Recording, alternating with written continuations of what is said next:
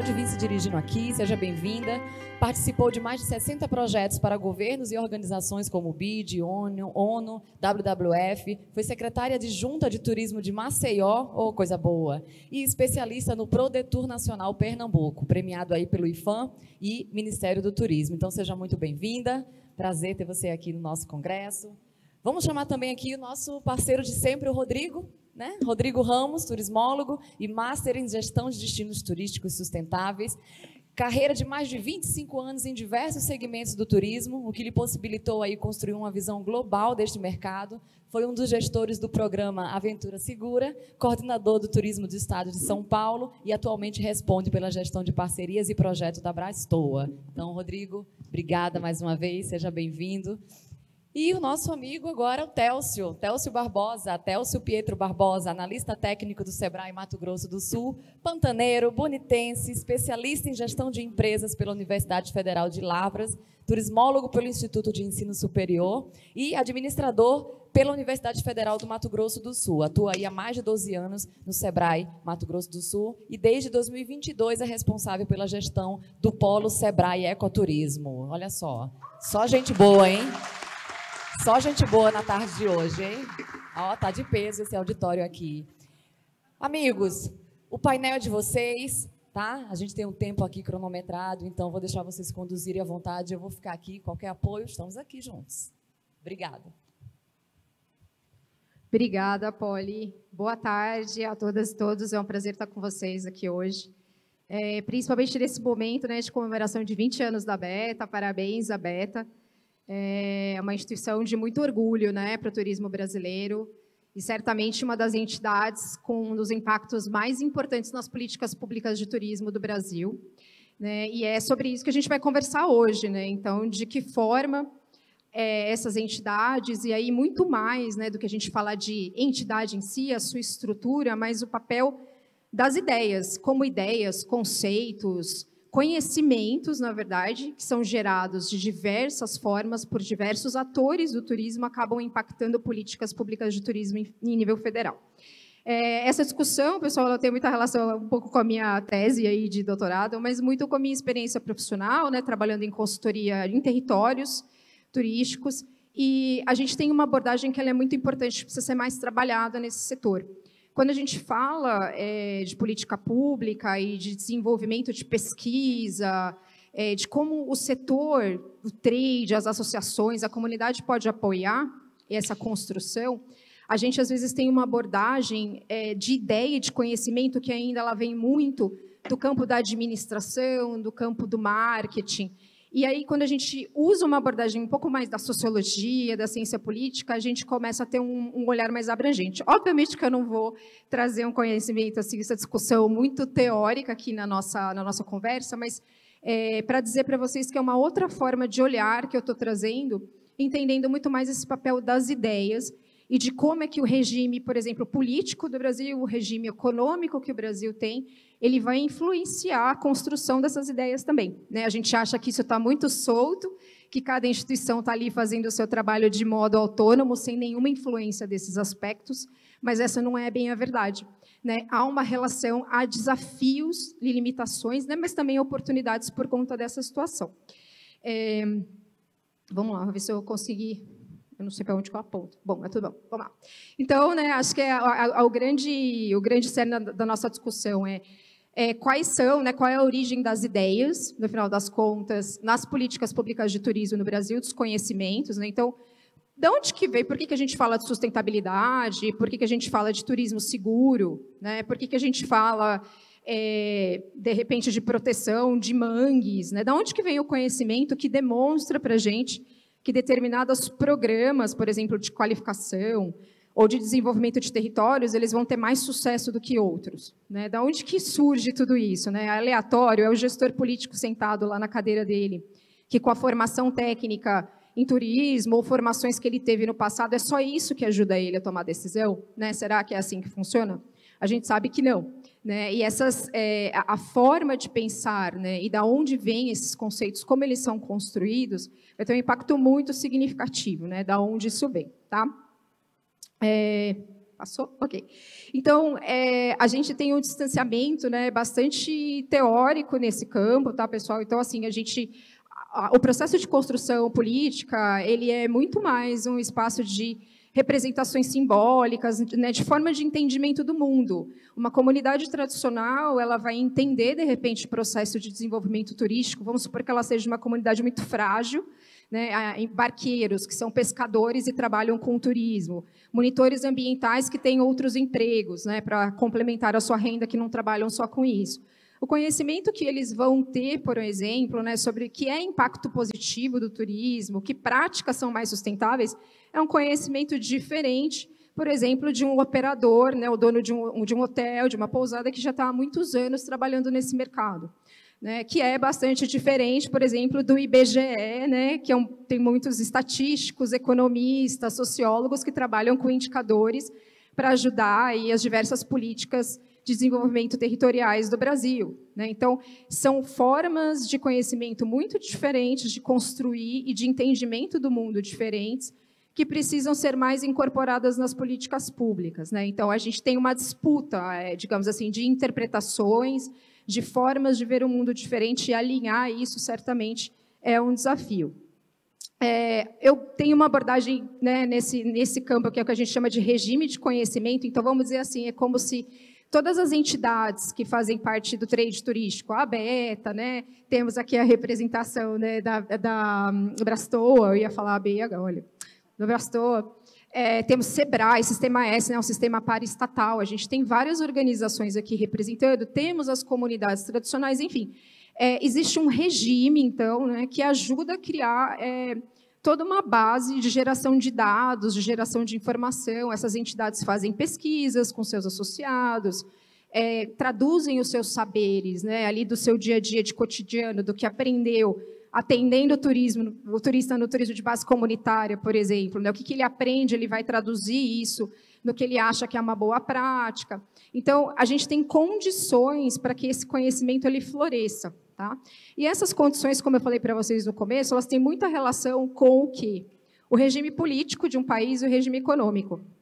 O Brasil, ele tradicionalmente tem um regime político democrata, né? A gente, às vezes, isso aqui pode ser questionado, mas ele é um regime que, principalmente a partir da Constituição de 88, privilegia a participação social, privilegia a descentralização de tomada de decisões. Né? Então, ele é um ambiente propício para termos discussões, para termos participação popular e participação social. É totalmente diferente, né, de um país, vamos pensar Cuba, que é um país muito mais centralizador, em que provavelmente as decisões lá e o turismo que se desenvolve, as políticas públicas que são discutidas, talvez não tenham o mesmo grau de participação. Talvez o setor público até influencie, mas de uma forma mais informal. Talvez não tenha um conselho, né, uma estrutura mais formalizada e que, de fato, impacte. E, do ponto de vista da dinâmica econômica, a gente tem um regime misto no Brasil. Né? O setor público ele ainda participa muito, incentiva muito o desenvolvimento de territórios e de políticas no Brasil, e de desenvolvimento econômico. A gente tem muito banco de desenvolvimento ainda, né, empresas estatais, e o setor público, privado, lógico, que está cada vez mais florescendo. Diferente, por exemplo, dos Estados Unidos. Você chega nos Estados Unidos, qual que é o sistema lá? Você vai ter os Destination Management Organizations, né, que são órgãos de gestão de territórios compostos pelo setor público, privado, que você vai ter uma variação maior. Você vai ter o que a gente chama de think tanks, que são instituições que geram conhecimento para impactar políticas públicas. Então, eles criticam, né, o mundo, sei lá, eles vão fazer pesquisas constantes sobre os impactos ambientais do turismo e vão entregar esses dados, vão entregar essas informações como forma de influenciar a política pública. Não só fazer lobby, né, vamos dizer assim, mas se cria um conhecimento, porque é um modelo econômico, principalmente, diferente do nosso, em que o setor privado tem mais força, né? Você não tem tantas disparidades sociais quanto tem no Brasil, então há essa relação fortemente estabelecida. Né? E aí, lógico, isso também, gente, vai influenciar o quanto que a gente consegue ter o fomento e financiamento ao conhecimento, né? A gerar conhecimento, o financiamento à ciência, à tecnologia, e dentro das próprias empresas, né, das associações de classe de turismo, por exemplo. Será que é fácil, né, para a Abrastoa gerar dados de mercado, boletins constantes, fazer pesquisas e traduzir isso de uma forma a apoiar o Ministério do Turismo vamos promover melhor esses destinos ou promover mais nesses mercados, esses são os desafios estruturais do setor, né? Como é que é para o setor privado gerar conhecimento, né? É fácil fazer isso, a gente tem recurso, tem estrutura, e as comunidades, né? Será que elas estão próximas, a gente consegue falar mais com elas, incorporar esses saberes? Então, tudo está muito relacionado, né, no regime de conhecimento. E aí eu já falei um pouco desses desafios que a gente tem nesse sistema do Brasil, digamos assim, né? Então, do ponto de vista político, obviamente que a gente tem muitas mudanças, as mudanças governamentais elas acabam sendo bem desafiadoras porque a gente não tem uma continuidade de política pública, né, e isso fragiliza a gente manter um sistema de gestão de conhecimento ativo. Né, tem uma questão, às vezes, de qualificação também, de uma dependência também excessiva de modelos extrativistas, né, do Brasil. O Brasil ainda é um país que investe muito em agricultura, né, então, isso gera uma pressão muito grande em cima dos recursos naturais, que são os ativos do turismo, por exemplo. Né, então, são desafios para você investir em conhecimento, investir em pesquisa, investir em instituições que vão apoiar o desenvolvimento desse setor. Né. Há uma prioridade, às vezes, de desenvolvimento econômico de longo prazo. A gente fala de sustentabilidade, mas como é que a gente fala de sustentabilidade se a gente não tem programas de longo prazo? A sustentabilidade, por natureza, ela é de longo prazo. Não adianta eu fazer uma ação pontual de qualificação para treinar comunidades a terem práticas melhores de resíduos sólidos, por exemplo, fazer uma coisa pontual e isso não ser um programa de Estado, tem que ser algo institucionalizado, constante. Né? Então, a sustentabilidade ela passa por esse desafio. E aí, muita limitação de investimento, né? Muita coisa que eu estou falando aqui vem mudando, né, gente? Mas ainda são desafios que existem, limitação de investimento e aí a própria questão do baixa valorização do conhecimento das comunidades locais. Nos últimos anos, principalmente por conta do advento do ICMBio, né, de uma maior discussão e maior conexão da área ambiental institucionalmente com o Ministério do Turismo, as comunidades tradicionais passaram a ser mais ouvidas. Hoje a gente tem os planos de desenvolvimento de turismo de base comunitária, etc., conhecimentos que antes não existiam dentro do Ministério do Turismo. Né? Quando o Ministério atual foi criado, por exemplo, se teve um olhar muito grande para a questão da inclusão social, né, da classe C e da classe D no turismo, porque a gente tinha um ministro que era educador, que era sociólogo, trabalhava nessa área, e ele tinha um conhecimento todo e trouxe instituições que tinham esses saberes para discutir esse tipo de política. Tá? Depois a gente começou a ter puxar um pouco mais para a questão do patrimônio cultural, com parcerias com a Unesco, geoparques, né? Então, várias instituições que vão trazendo seus conhecimentos e vão influenciando como, né, os caminhos que o Ministério do Turismo, ou, por exemplo, uma Secretaria de Estado, definem para fazer as ações mais estruturantes. Né? E isso, gente, se a gente faz de uma forma muito informal, né, assim, e sem transparência, a gente não consegue ter política, de novo, forte e segura. Por isso que as entidades são tão importantes, porque elas formalizam esses espaços, elas formalizam esses conhecimentos. Nossa, deu alguma falha aqui no nosso gráfico, mas dá para ter uma ideia.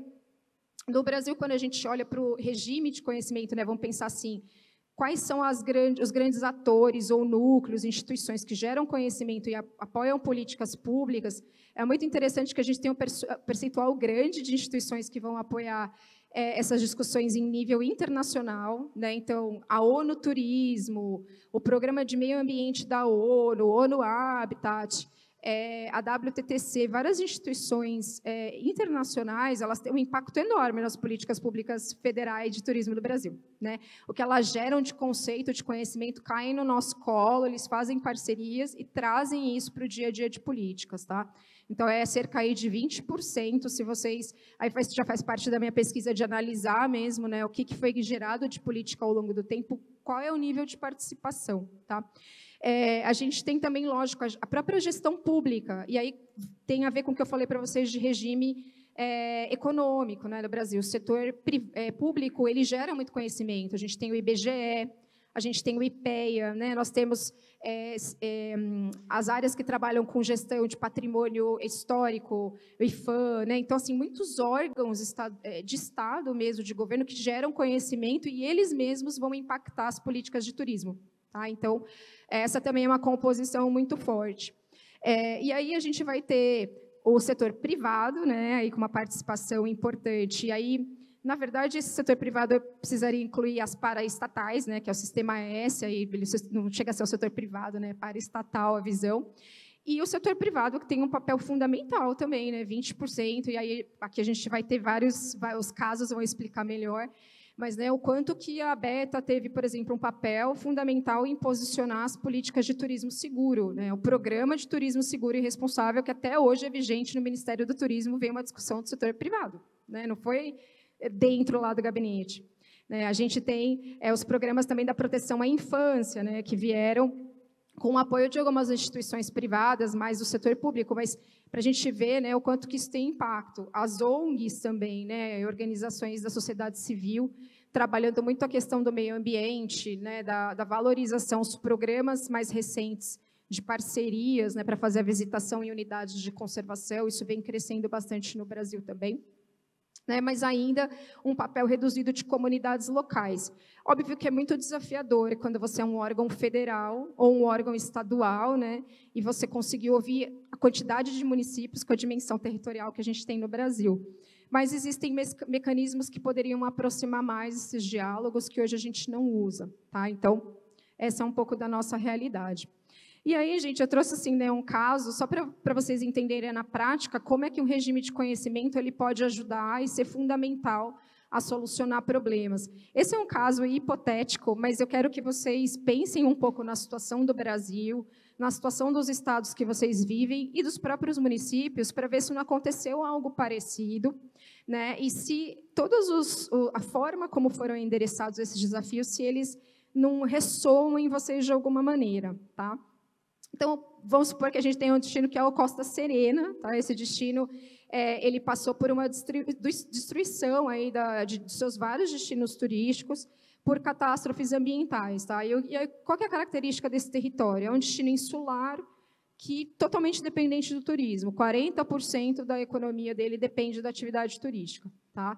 Foi atingido por uma série de desastres ambientais, então, né, no curto espaço de tempo, aí teve ciclones intensos que devastaram infraestruturas, devastaram várias áreas, e também um evento de branqueamento de corais, né, que contribuiu para acabar aí com 70% desse branqueamento.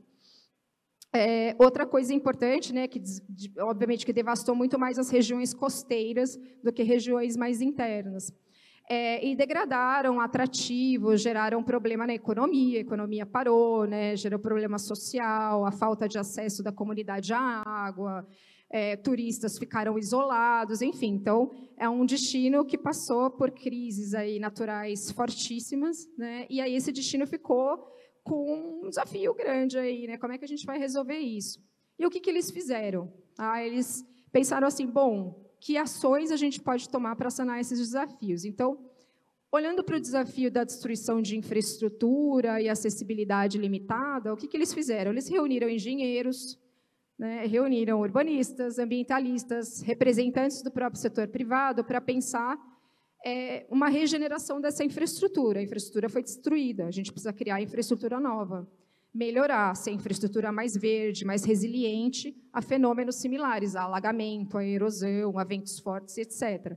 Então, eles juntaram pessoas que são especialistas, que têm conhecimento técnico especializado, saberes de diversas ordens, para pensar soluções. E o financiamento aconteceu com o quê? Com apoio de instituições tipo Banco Mundial, Fundo Verde para o Clima e outros. Né? Então, aqui a gente já vê, né, uma parcela aí de vários atores da academia, talvez consultores, né, ONGs e provavelmente podem fazer parte as empresas do setor e bancos trabalhando para atuar em uma única solução, a resolver uma política pública em uma única solução. Um outro desafio é o branqueamento dos corais. Então, juntaram biólogos, organizações de conservação, por exemplo, né, para trabalhar com programas de recuperação dessa estrutura. promoção de práticas também de turismo de mais baixo impacto. Foi implantado um sistema de monitoramento, né? E aí, tanto em tempo real da saúde desses corais, né, mas para também usando tecnologia, usando sensores. Então, quem criou esses sensores? Né? De onde que veio essa tecnologia? Esse conhecimento foi gerado dentro de alguma startup, de alguma universidade, né? Enfim, alguém que parou para estudar profundamente isso e desenvolver uma solução, certo?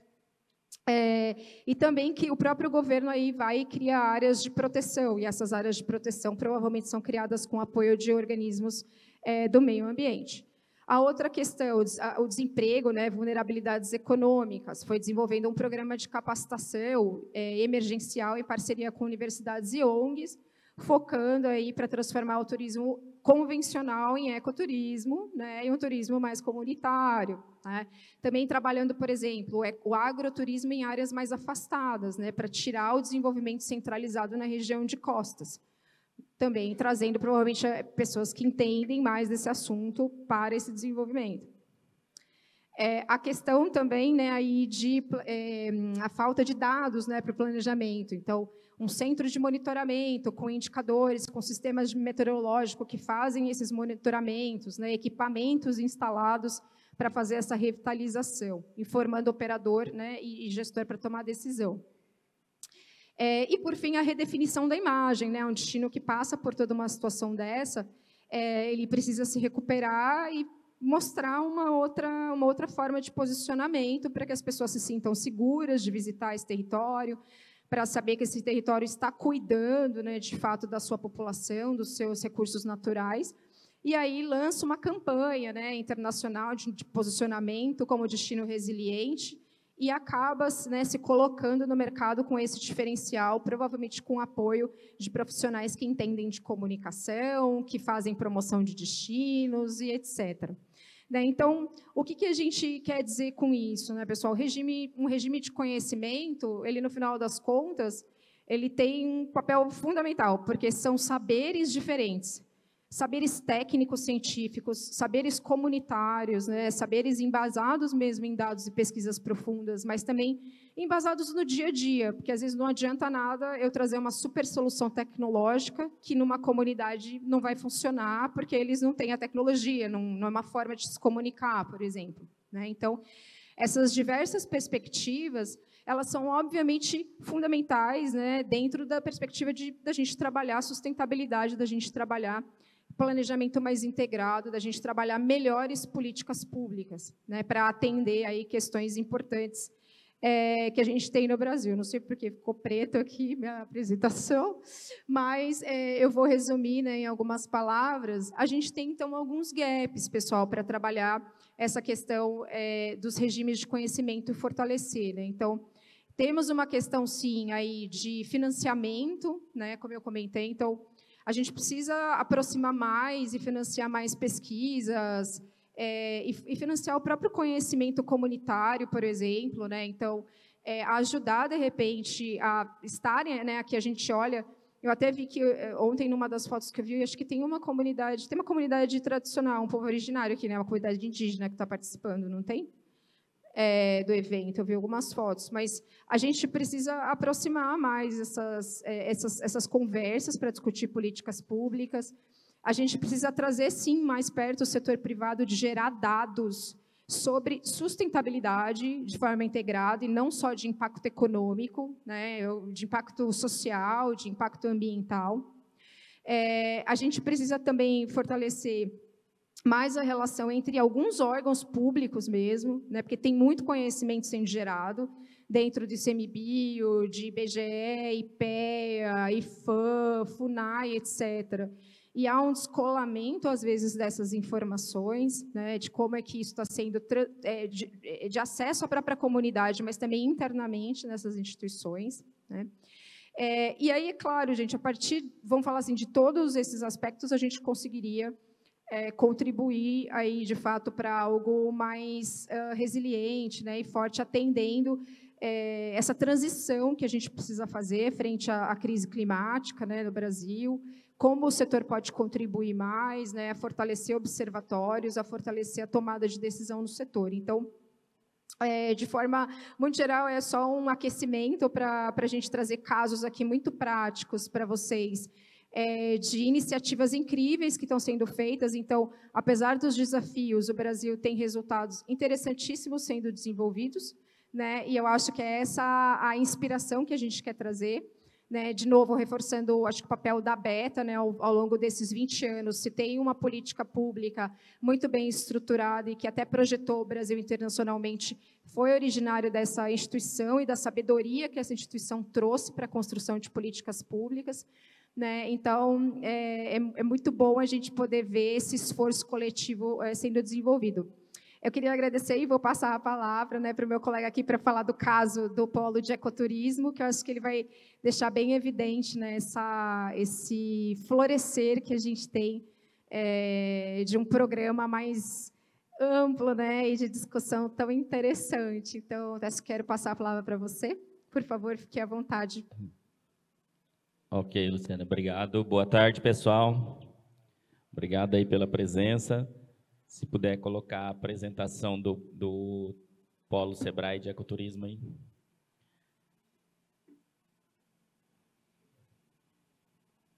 Bom, pessoal, eu quero começar agradecendo, né, pela oportunidade, pelo convite de participar mais uma vez do Abeta Summit.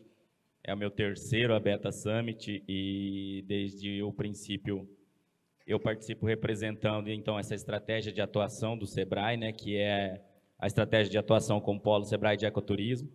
Então, para nós é uma honra estar nesse evento que é emblemático, né, em comemoração aí aos 20 anos de atuação da Abeta, que desde o começo do Polo Sebrae de Ecoturismo é um parceiro muito presente em todas as nossas ações e no planejamento, inclusive, de muitas dessas ações e do próprio Polo Sebrae de Ecoturismo, a Abeta faz parte, contemplando, inclusive, a nossa governança do Polo.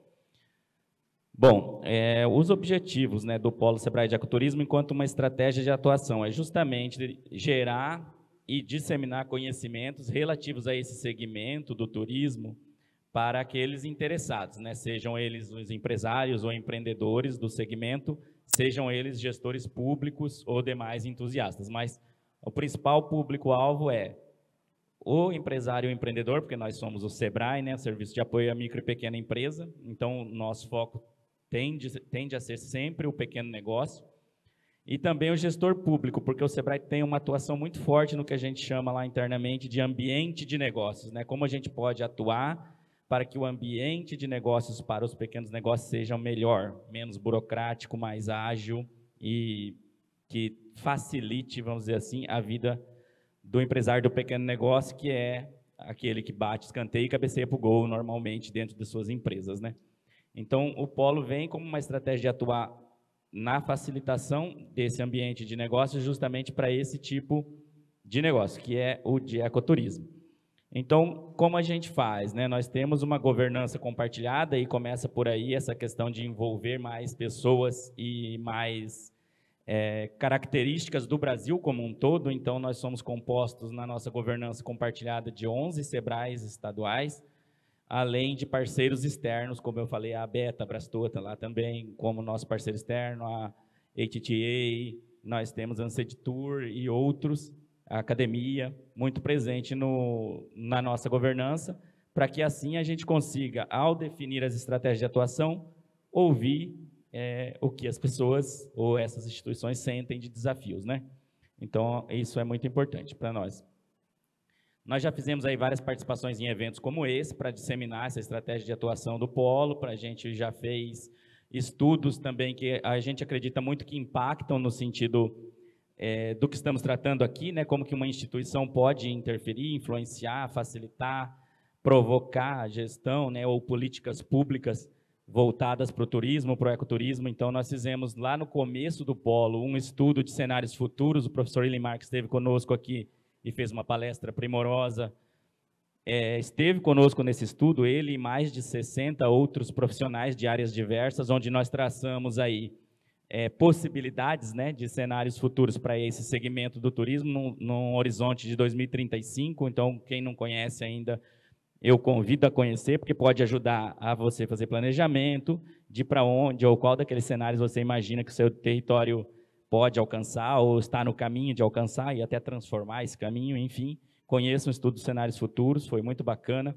A gente fez também a pesquisa Ecoar, que a gente mensurou, e aí uma demanda do próprio trade, também dos nossos pares, que a gente sempre fala da importância do ecoturismo, mas qual importância é essa, né? Qual o tamanho dessa importância? Então, nós fizemos uma pesquisa justamente para tentar dimensionar isso.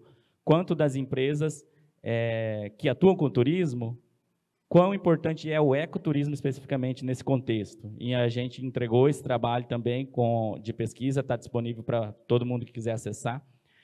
Então, fora isso, nós trabalhamos com conteúdos que são muito interessantes do ponto de vista de planejamento também, que são estudos que apontam tendências de mercado, comportamentos, etc. E isso tudo a gente publica no nosso principal canal de divulgação de conhecimento, que é o portal do Polo. Então, quem não conhece também, por favor, acessem ecoturismo.sebrae.com.br. É o site onde a gente coloca tudo que a gente desenvolve, está lá. Então, e nós temos também um evento de divulgação desses conhecimentos gerados, que é o Inspira Ecoturismo, que realizamos recentemente, a terceira versão dele na cidade de Bonito, que é onde o Polo está sediado. Por motivos óbvios, Bonito é uma cidade de referência na temática do ecoturismo, então o Polo está sediado lá, tem uma sede física dentro do Sebrae, que fica em Bonito, e nós realizamos anualmente o Inspira Ecoturismo. E esse ano foi um sucesso o evento, tivemos mais de 1.600 inscritos e mais de 1.020 participantes, 1.023, se eu não me engano. E o evento traz justamente isso, quais são os desafios e os conhecimentos ou as tendências que o segmento enfrenta, né? Então, convido a todos também, já que não conhece o Inspira Ecoturismo, é um evento anual, nós pretendemos realizá-lo de 27 a 31 de maio no ano que vem, em Bonito mais uma vez. Então, todos convidados aí, espero vê-los novamente lá. E, passando um pouco daqui, não consigo ver o que está, realização.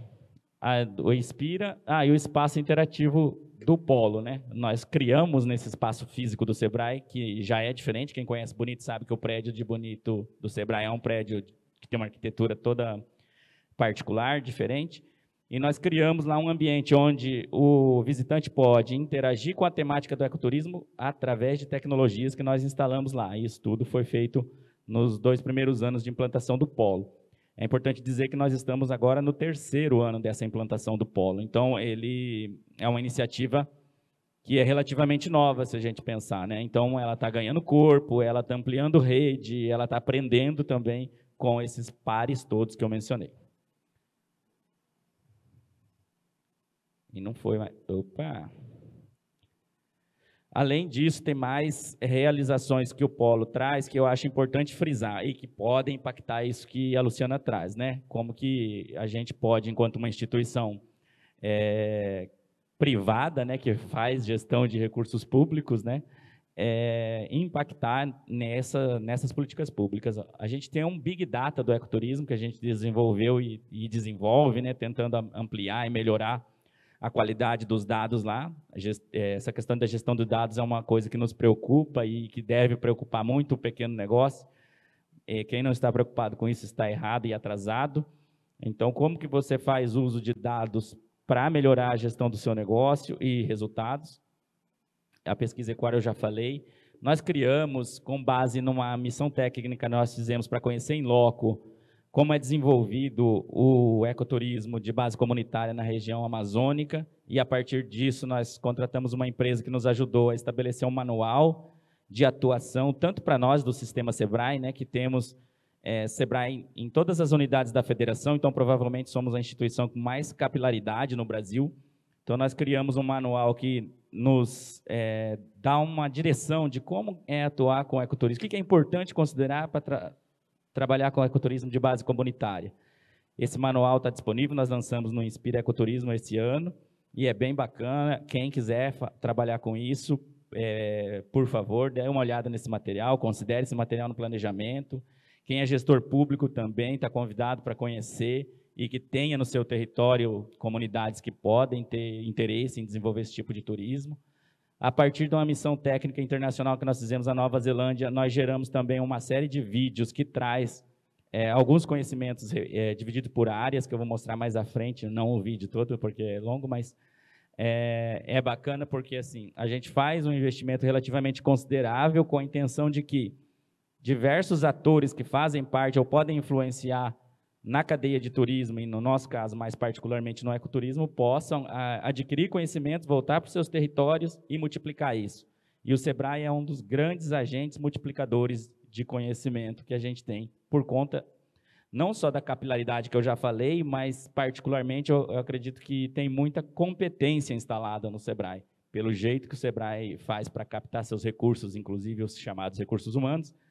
Nós temos muita competência instalada. Então, usar essa competência para desenvolver bons trabalhos nos territórios passa por aquisição de conhecimento. E o benchmark, ao nosso ver, é uma ferramenta de aquisição de conhecimento muito importante e impactante, transformadora para quem participa. Então, isso também gerou um conhecimento para nós. E, nesse contexto, nós também, através do Sebrae Nacional, colocamos lá no guarda-chuva do Polo Sebrae de Ecoturismo o programa Aventura Natural, que é aí uma resposta também, né, à demanda do ecoturismo e do turismo de aventura por ajuda, né, para implementar um sistema de gestão de segurança, está previsto na lei geral e nem todo mundo implementa, e nós temos uma ajuda considerável nesse sentido. Aqui eu trago para ilustrar o que eu já falei para vocês, que é o estudo de cenários futuros. Se vocês tiverem curiosidade e quiserem conhecer um pouco mais, pode ler esse QR Code aí, e que vai levá-los a esses 4 cenários mais prováveis na visão desses mais de 60 especialistas que participaram conosco, que vai ocorrer no futuro com o ecoturismo, no Brasil particularmente. Aqui eu falo um pouco para vocês, trazendo de volta a temática do benchmarking. No Polo Sebrae de Ecoturismo, nós desenvolvemos uma jornada de aprendizagem baseada no benchmark. Em Bonito, a gente era costumeiro, o Sebrae recebia várias demandas assim, de pessoas querendo conhecer o modelo de organização turística de lá, como as coisas acontecem em Bonito, quais são os desafios, quais são as ferramentas, etc. Com o passar do tempo, a gente sempre organizava isso de uma forma mais empírica, né? Com o advento da implantação do Polo, nós criamos uma jornada de aprendizagem onde a gente segue mais ou menos um roteiro para que a pessoa possa fazer essa viagem de benchmarking com melhor aproveitamento. Nós capacitamos tanto os anfitriões, né, que são aquelas empresas ou gestores públicos que podem receber essas visitantes, quanto facilitadores, ou seja, consultores e funcionários do Sebrae que podem acompanhar essas visitas para que o conhecimento de fato aconteça, né? Provocar que esse conhecimento aconteça. Então, quem não conhece esse produto, é uma solução do Polo, está disponível no nosso site também, através do QR Code, você já vai para mais detalhes, e a gente pode ver, não sei se a gente tem tempo para ver um vídeo, acho que não, né? Você acha que dá tempo? Eu queria mostrar um pouco de um vídeo que mostra uma dessas últimas visitas técnicas que a gente recebeu, que tem a ver justamente com a questão de como influenciamos na gestão pública e mais voltado para o ecoturismo com essa ferramenta. Por favor, se tiver o vídeo engatilhado aí.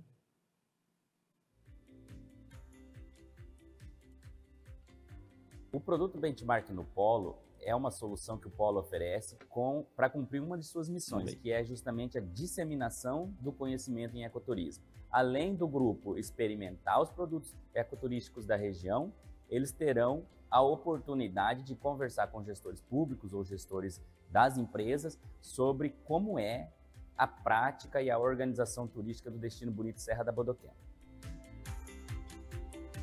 Pudemos aprender bastante, principalmente com os empresários lá ontem. A gente podemos passar depois, a parte técnica aqui do Sebrae, a gente está vendo que tem muita inovação, muita podemos passar depois, no né? Polo. Acho que é melhor. Isso pode aí, ser, sim, pessoal? A gente vislumbra. Aí a gente já... Oi. Opa, estou falando para pausar isso? Só um minutinho que a gente vai tentar rodar então tá bom. aqui. Obrigada. Tá, gente? Vamos ver se agora vai. Pronto, agora chegou. O produto Benchmark no Polo é uma solução que o Polo oferece para cumprir uma de suas missões, que é justamente a disseminação do conhecimento em ecoturismo. Além do grupo experimentar os produtos ecoturísticos da região, eles terão a oportunidade de conversar com gestores públicos ou gestores das empresas sobre como é a prática e a organização turística do Destino Bonito Serra da Bodoquena. Pudemos aprender bastante, principalmente com os empresários da ONG, que trouxe muitas ideias. A parte técnica aqui do Sebrae, a gente está vendo que tem muita inovação, muita tecnologia envolvida aqui no polo. Isso aí, assim, a gente vislumbra aprender e ver o que a gente consegue melhorar e poder levar lá para a nossa região. Essa viagem referência, ela é muito importante para o poder público, para a iniciativa privada. Essa visita sendo realizada, conseguiu enxergar a quantidade de soluções, de benefícios que o polo gera para as políticas públicas e para os empresários. Convidamos vocês, então, a conhecerem mais sobre esse produto, essa solução de disseminação de conhecimento do polo, no nosso site ecoturismo.sebrae.com.br. Vem com a gente saber um pouco mais sobre ecoturismo e contribuir para a melhoria desse segmento do turismo no Brasil e no mundo. Então, esse aí é a solução, é uma viagem, né, técnica feita pelo Sebrae Minas, usando dessa solução, benchmark no polo de ecoturismo, onde eles levaram 8 prefeitos de uma determinada região turística de Minas Gerais para conhecer as boas práticas e os desafios lá em Bonito, para retornar a seus territórios e, na medida do possível, evidentemente, aplicar o que for possível nas suas cidades e territórios. Então, é uma região turística bastante homogênea e onde os prefeitos resolveram, em parceria com o Sebrae, de Minas, fazer esse tipo de ação. Então, é muito impactante esse tipo de solução. Continuando, então, não passou. Aí foi. Aqui eu trago um pouco da imagem que a gente fez da visita técnica lá na Nova Zelândia. Eu convido vocês a acessarem esse QR Code e conhecerem a série de vídeos que a gente fez nessas três temáticas, né? Segurança, sustentabilidade e políticas públicas, né? Tem 3 grandes áreas que a gente conseguiu tirar bastante proveito dessa visita de benchmark, onde nós fomos com técnicos do Sebrae, governança do polo, alguns diretores do Sebrae e empresários. A ideia, de novo, isso, né? Conhecer para disseminar. Nós ficamos felizes, só para dar um pouquinho de opinião sobre isso, nós ficamos muito felizes ao ver que um destino que é reconhecido mundialmente como um destino de qualidade e segurança, principalmente, né, nas atividades de turismo de aventura, que nós, nos destinos que aplicam, né, as nossas normas, etc., nós fazemos um serviço, de fato, melhor, assim, ao nosso ver, sabe, foi um resultado, e eles são referência, né, o que talvez falte para nós aprender a cacarejar um pouco melhor o que nós fazemos de bom aqui no Brasil. Então, e eles são reconhecidos como a capital do turismo de aventura e muito por conta da segurança. Nada que desabone o destino, é evidente, é maravilhoso. E aqui eu convido vocês a conhecerem a pesquisa EcoAR, né, que a gente está falando, que a gente mensurou o quão importante é o ecoturismo para as empresas que atuam com turismo. Então, mais de 65% das empresas, só para trazer esse dado, falaram que o ecoturismo é a principal atividade do seu portfólio, né, de atuação com turismo. Então, lá a gente tem no Big Data e no relatório mais detalhes, vocês podem ver através desse QR Code no site. Aqui o manual, né, quem quiser conhecer, no nosso manual de atuação com turismo de base comunitária, um material feito com muito carinho, tem muitas dicas e bons exemplos Brasil afora sobre como e como a gente tem o que a gente tem que considerar para atuar com esse tipo de turismo e com essas comunidades. Aqui o Aventura Segura está tudo enganchado no portal do Polo, mas aqui eu trago o link direto para vocês saberem mais sobre o Aventura Segura não, desculpa aí, Abeta, Aventura Natural. Está mais voltado aqui para você fazer a sua manifestação de interesse, né? O que ela trata, principalmente, a Aventura Natural? Subsidia as consultorias de implantação da norma SGS na sua empresa, na maioria das vezes com até 70% de subsídio, então o empresário paga 30% de contrapartida e implementa a norma, que é uma obrigação legal, diga-se de passagem. E no caso de alguns Sebrais, como é o caso do Sebrae Mato Grosso do Sul, nós subsidiamos também a certificação. Então, nós contratamos a ABNT e subsidiamos a certificação em até 70% também do valor para aquelas empresas que tenham interesse e se sintam preparadas para fazer essa nova fase, né, do SGS, que é a implementação de uma norma internacional. Aqui a gente tem também uma atuação que é bem importante quando a gente fala de território, né? O agente de roteiros turísticos é nosso modelo de atuação que leva por 8, 9 meses consultores do SEBRAE especializados em atuar tanto na parte de governança do turismo, quanto na questão de roteirização, né? Criação de novos roteiros ou melhoria de roteiros existentes, para que a gente melhore o turismo ou os produtos turísticos, a oferta turística desse destino, e a partir daí ele possa fazer parte de um hall aí, né, de empresas que a gente acaba levando para as nossas ações de mercado. Então, o ART está presente em todo o Brasil, o SEBRAE de qualquer estado pode lançar mão dessa estratégia, nós temos isso em alguns municípios no Mato Grosso do Sul, especialmente naqueles que são iniciando, né, com essa questão do turismo, e ele atua muito fortemente na governança, o que faz bastante diferença para a gente também na ponta. A gente também, via ART, prepara os territórios e os destinos para que eles estejam mais adequados ao conceito de destinos turísticos inteligentes, que é outra estratégia macro de atuação do SEBRAE que impacta diretamente nas políticas públicas. Porque, recentemente, por exemplo, lançamos o edital para 12 destinos, né, se candidatarem num edital onde a gente faria um trabalho de implementação do conceito de DTI, em parceria com o BID. No final, a gente teria a oportunidade desses municípios captarem recursos, inclusive, para desenvolver as ações que eles considerassem pertinentes ao longo dessa jornada. Então, é mais uma forma aí que a gente atua e investe nessa questão da melhoria do ambiente de negócios e dos destinos como um todo. E aqui eu trago como outras ações o convênio nacional que a gente tem com a Embratur. Então, o SEBRAE e a Embratur já celebraram recentemente, pela segunda vez, um convênio para a promoção internacional do Brasil. Quem participa dessas promoções internacionais? Aqueles destinos ou produtos turísticos melhor preparados à luz, né, do mercado. O que o mercado deseja comprar, como o SEBRAE pode ajudar nos territórios atuando com as empresas para que elas se adequem ao que esse mercado quer comprar. E aí sim, em parceria com a Embratur, a gente leva essas empresas para os eventos de negócios, como rodadas, etc.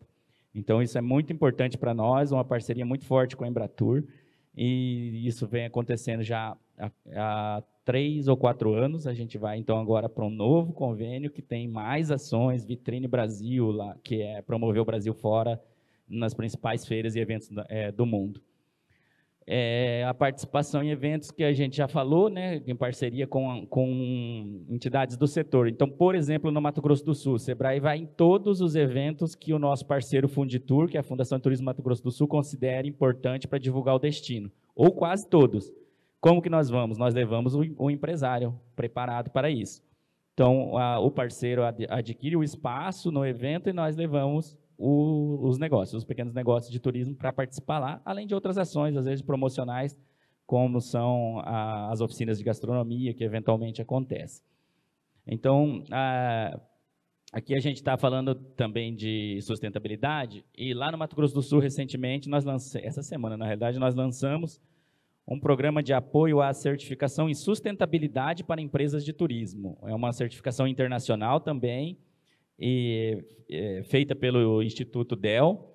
Então, tem reconhecimento, inclusive, da Organização Mundial do Turismo, GSTC, e a nossa ideia é que pelo menos 50 empresas sejam melhor preparadas na temática da sustentabilidade e consigam eventual certificação, né, via Instituto DEL, e o SENAC é o parceiro contratado para fazer as consultorias de preparação dessas empresas. Então, nós do SEBRAE estamos subsidiando essas consultorias de preparação, e o SENAC, que é o representante do Instituto DEL no Brasil, vai fazer a certificação.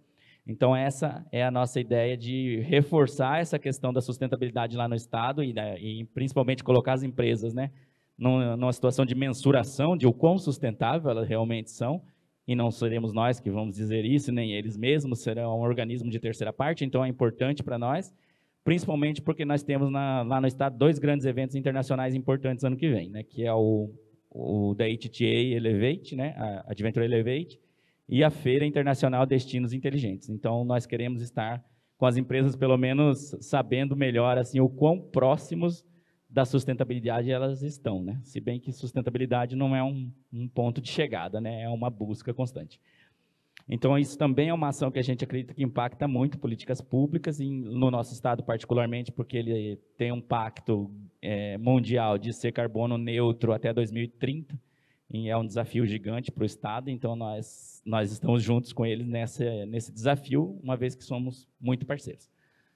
E esses apoios que a gente dá também na questão internacional de FanPress, Press Trips e FanTours, com operadores internacionais que vêm ao Brasil conhecer os produtos, né? Diferentes Sebrais apoiam esse tipo de ação junto com a Embratur, e quem é visitado nessas ocasiões, aqueles melhores preparados, que quem tem a função de contribuir na preparação somos nós, né, o Sebrae. Então, isso também, de certa forma, influencia no destino e na própria política pública, porque nós estamos preparando destinos para receber, inclusive, internacional, e isso certamente influencia na política pública, porque o poder público tem o seu papel, né? Melhorar a acessibilidade, o acesso, a sinalização, a acessibilidade também, porque não, mas embora as empresas tenham grande parcela de responsabilidade nisso, e isso também, acredito eu, que pressiona um pouco nesse sentido, né? E o apoio é a realização de rodadas de negócio, que esse aí é a grande realização do ponto de vista do business, né? Da geração de receita, que é levar os empreendimentos preparados nas rodadas de negócio que são importantes do turismo e do ecoturismo, para que essas empresas, de fato, consigam ampliar sua rede e ver se elas estão adequadas para o mercado, né? Que o Rodrigo vai falar um pouco para nós dessa visão, né? Como que o mercado, quais são as demandas, né? Como que o mercado enxerga isso. E nós temos também essa incumbência de tentar ouvir essas demandas do próprio mercado e preparar os nossos pequenos negócios para que eles estejam competitivos nessa situação internacional, principalmente. É isso que eu queria contar para vocês de atuação do próprio Sebrae e do Polo. Me coloco à disposição, nós temos um stand aqui, se quiserem nos visitar e levar um brinde do nosso stand, estão todos convidados, agradeço pela oportunidade, e o Rodrigo vai contar um pouco para vocês dessa visão mais mercadológica desse tema. Obrigado.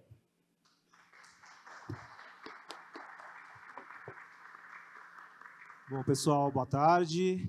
O meu tempo já acabou, tá? Já está no zero. Então, eu vou começar do zero, tá? Não, aí a Beta já me corta.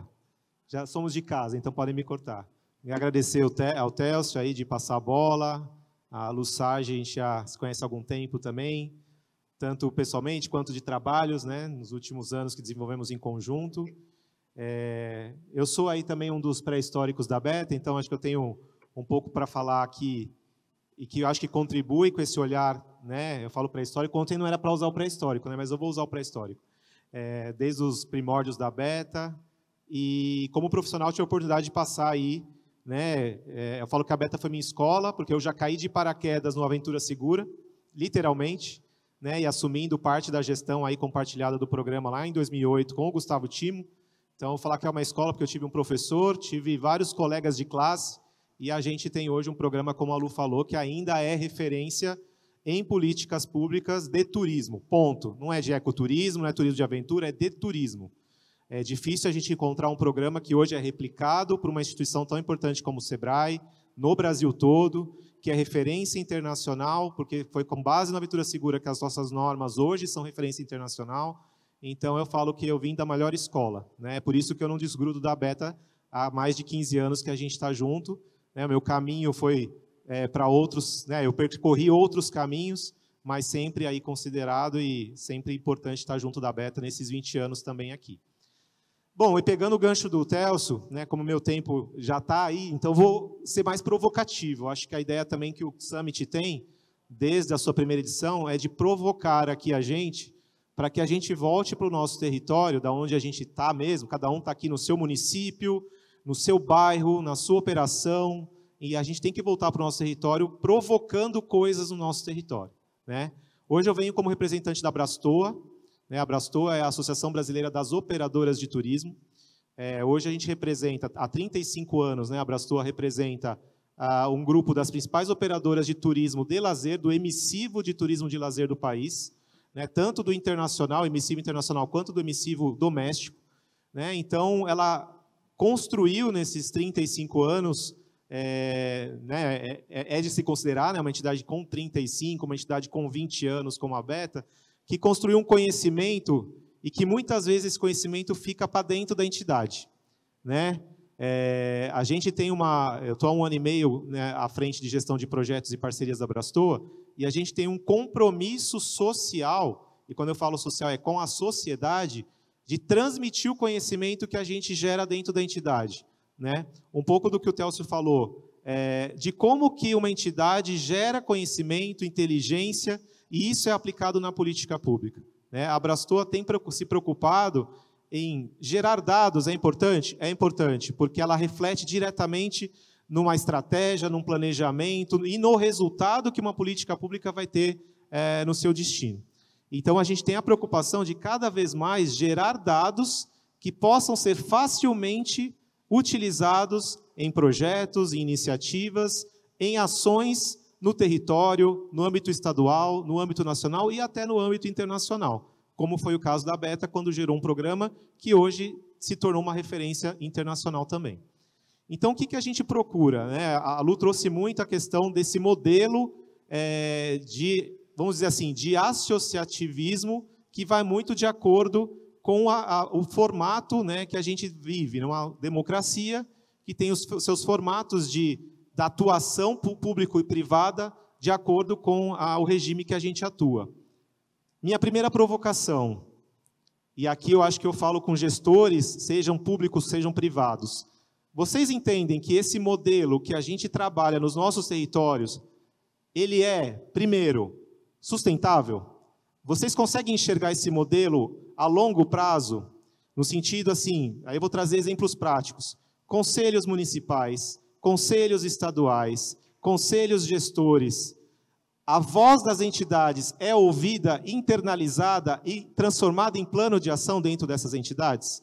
Quem entende que isso é fato, levanta a mão para mim. É assim que funcionam hoje os conselhos, que eu acredito que muitos de vocês atuam nos seus territórios? Ele é efetivo, ele é sustentável a longo prazo? Quem acha que sim, levanta a mão. Segunda provocação, eu já imaginava que a resposta seria essa, que ninguém ia levantar a mão, ou poucos. Não imaginava que talvez ninguém. E que para que esses conselhos se tornem cada vez mais efetivos, na nossa visão de um grupo específico aqui que trabalha com turismo e provavelmente focado no turismo de natureza, o que a gente precisa efetivamente para que esses conselhos efetivamente tragam resultado prático para esses territórios e que sejam sustentáveis? Eu vou trazer uma provocação em cima disso. Apesar de ser participativo, entendo que a maioria dos conselhos, no formato que a gente trabalha hoje, ou ele é deliberativo, ou ele é consultivo, ou ele é regulatório, né, de trazer regras para aquele conselho. Mas fica um trabalho para a gente aqui que participa de conselhos. A Abrastoa é convidada praticamente toda semana para ingressar a algum conselho. Seja um conselho local, seja um conselho de uma entidade público-privada, seja do Conselho Nacional, que nós fazemos parte desde o começo. Mas se essas entidades que fazem parte de conselho não entregarem nada para esses conselhos e ficarem só aguardando que saia algo do conselho, a gente vai continuar vivendo e vai continuar vendo esse formato que a gente não acredita que é sustentável. Então, acho que a primeira coisa que a gente tem que levar daqui é que, se eu faço parte de uma entidade, e essa entidade tem uma cadeira em algum conselho, seja de um parque, conselho gestor, seja do município, conselho municipal, seja de um conselho estadual, eu tenho como entidade obrigação de entregar algo para esse conselho.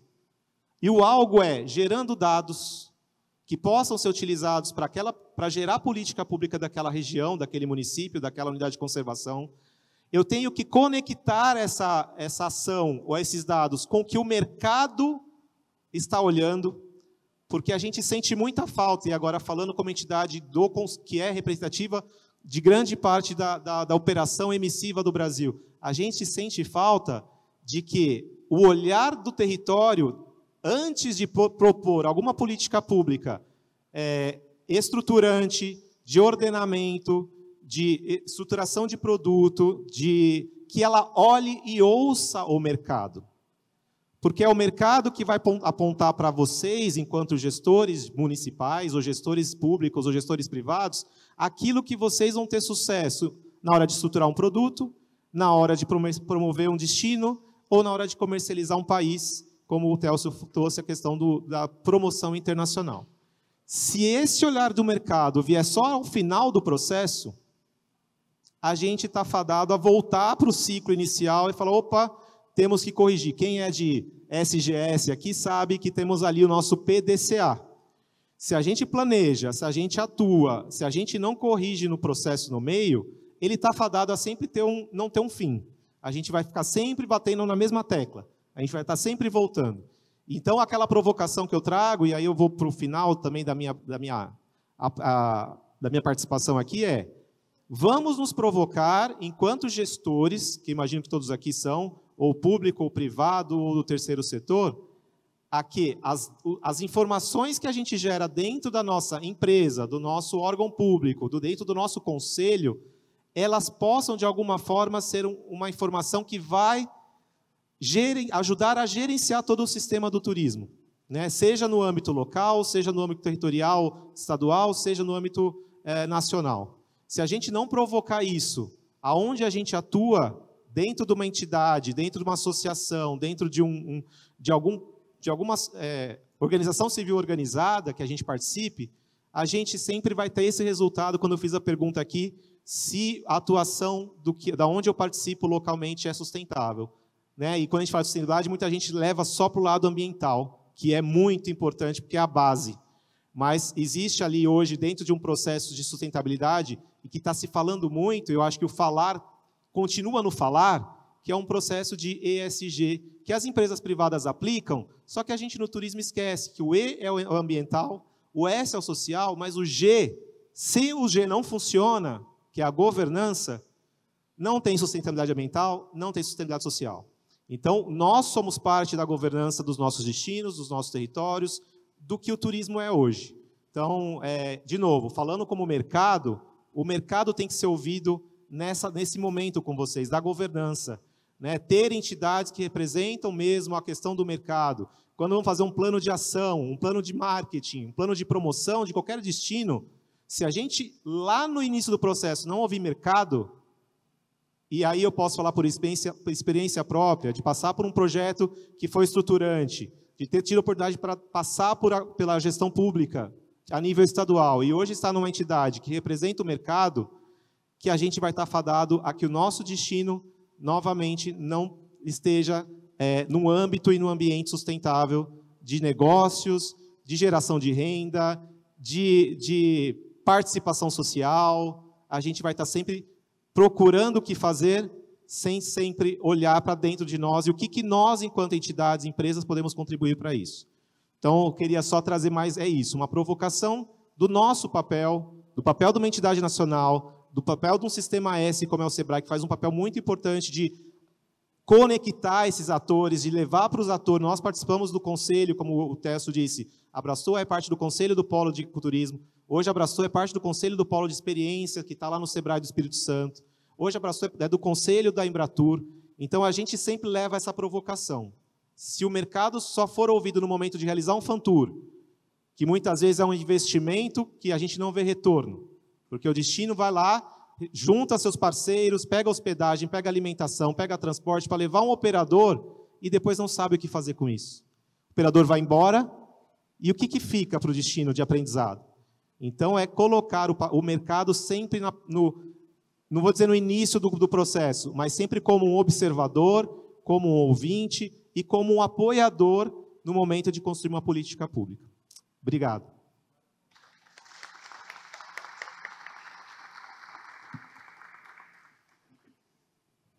Pode ser, pode.